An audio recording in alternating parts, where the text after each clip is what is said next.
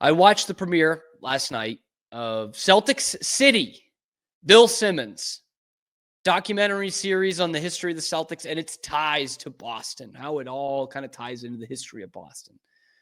Gave me a great Celtics boner last night. Like, hell yeah, man. Feed me all the Celtic pride ethos bullshit. Give me all of that. But I have to admit something to you guys. This morning, I checked to see, was it going to be 3 episodes? I think I had heard 3 episodes because I was thinking, how are they going to fit the rest of the next, they barely even did the championships. We're talking about like 60 years here that we're going to have to fit into the next 2 episodes. And then I saw, to my horror, this series is 9 episodes. 9. I love the Celtics. Love them.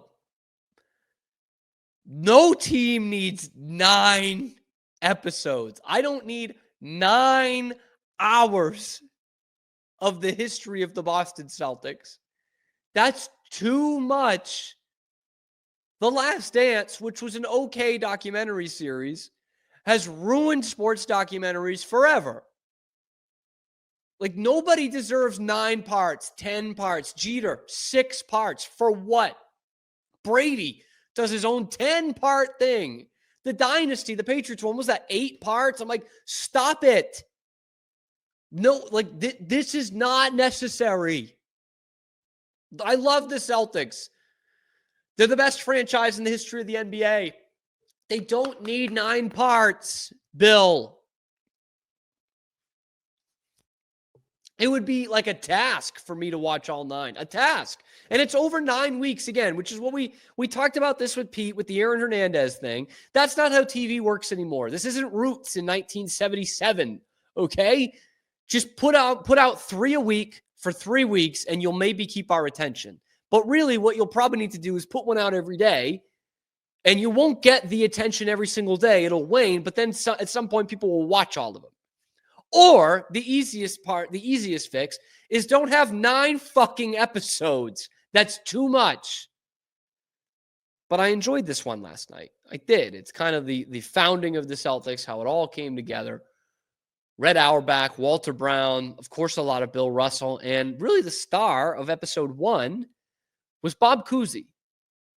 And this kind of goes against what they talked about in the docuseries, but I'm glad that Bob Cousy got a ton of spotlight there.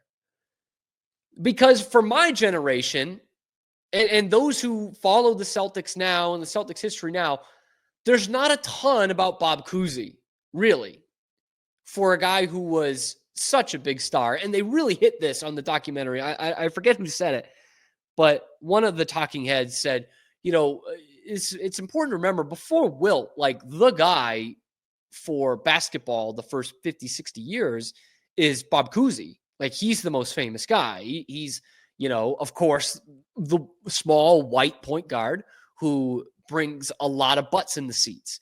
The way he plays, the Houdini of the hardwood, one of the great nicknames of all time. But now, looking back on it, there's not a ton. In fact, Bob Cousy is a bit of a punchline. Just ask JJ Redick. And I think that's silly. But let's go over both of those things.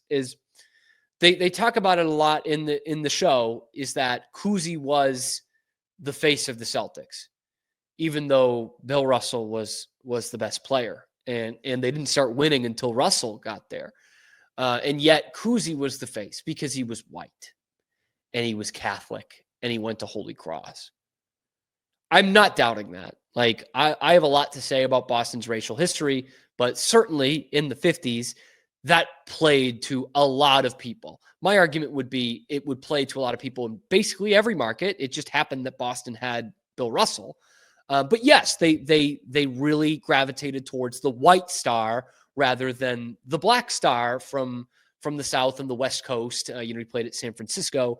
And here was Cousy, the guy they watched in college, playing in their backyard. And they were bummed when the Celtics didn't take him in 1950 or whatever it was. And Auerbach hated him at first. I didn't know too much about that. But certainly that was the case back then. But what's weird now, and what's probably more historically correct, is Cousy is not the first name you think of when it comes to the early Celtics. It's Russell.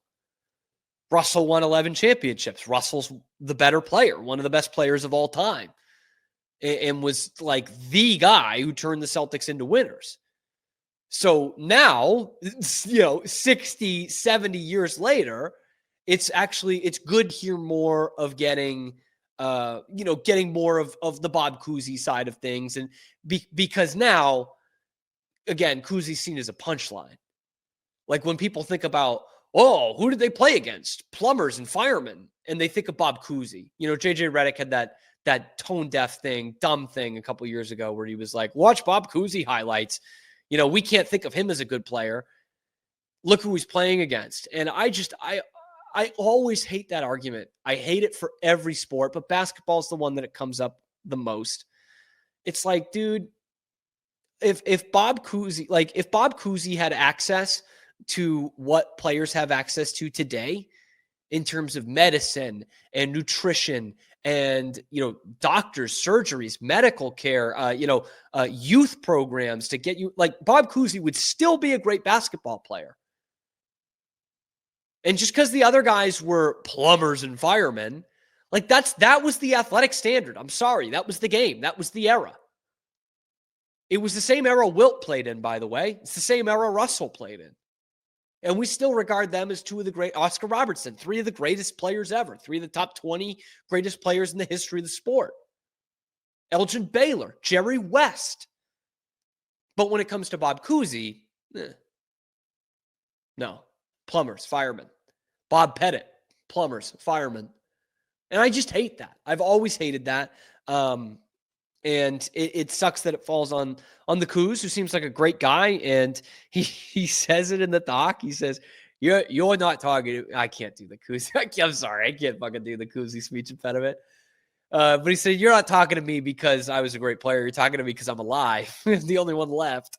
It is amazing. He's 96 years old and still seems pretty with it. I mean, this was obviously months and months ago, maybe even a year ago, that they interviewed him. But he seems great, seems with it. He seems with it through that Celtics championship run, and they brought him out on opening night, which was, 4 months ago? He looked great. But he's still calling Red Arnold. It's him and Red's wife were the only two people on the planet that called Red that. But it was a real Bob Cousy heavy episode, including, his I'm trying to think of how I put this, how he kind of stood up for civil rights, maybe not as much as people would have liked him to have, but he was still great friends with Bill Russell. He was one of the guys who welcomed Chuck Cooper into the team, the first black guy drafted in the NBA draft in 1950. Celtics did that. I thought it was great to have Jaylen Brown talking about, he said, like, there were certainly some, like he kind of puts it perfectly. He was like, obviously, Boston and the Celtics get tied in with race a lot in a negative way, but I think that's a real misconception when you see how they were on the front foot of racial inclusion, integration in the NBA. Of course, Boston had its issues. Of course, we're not saying that. We're not saying that's not true, but the way the Celtics handled it was great. And they had white Southern players on the team who stood up for their black teammates. Like, it was really as close to a basketball team utopia as you could get in a wild world around them. And I was just happy that Bob Cousy got that kind of recognition. And he told some great stories.